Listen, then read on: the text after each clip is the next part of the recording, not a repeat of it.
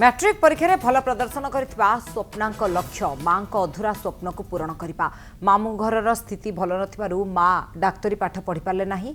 Nurse भाबे स्वास्थ्य सेवा करूछंती। मां को अधूरा स्वप्न पूरण करिबा पई पण करिसंती बारंग झुंझुनवाला विद्यापीठर छात्री स्वप्ना अनन्या प्रियदर्शिनी साहू।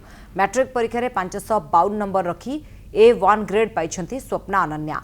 बापा घरोई संस्था रे काम करती। बापा माँ दुहे झील को उच्च शिक्षित करने समस्त प्रकार सहयोग कर झील आग को पाठ पढ़ी बापा माँ को स्वप्न पूरण करेंगे बोली आशा रखिंट।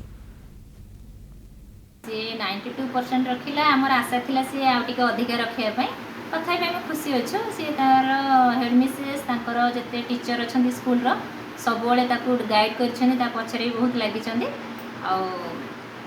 से परिश्रम करी बहुत दिन को 8-10 घंटा परिश्रम करे आम भी पछरे बहुत गाइड करूँ से तार शीर्ष में पहुँची पार्छ। मोर आशा था अधिक रखापी किंतु मोर 552 अच्छी 92% रखी तो खुशी अच्छी। केमती कौन जो परिश्रम फल क्या जो तुम भावुच श्रेय क्या देव?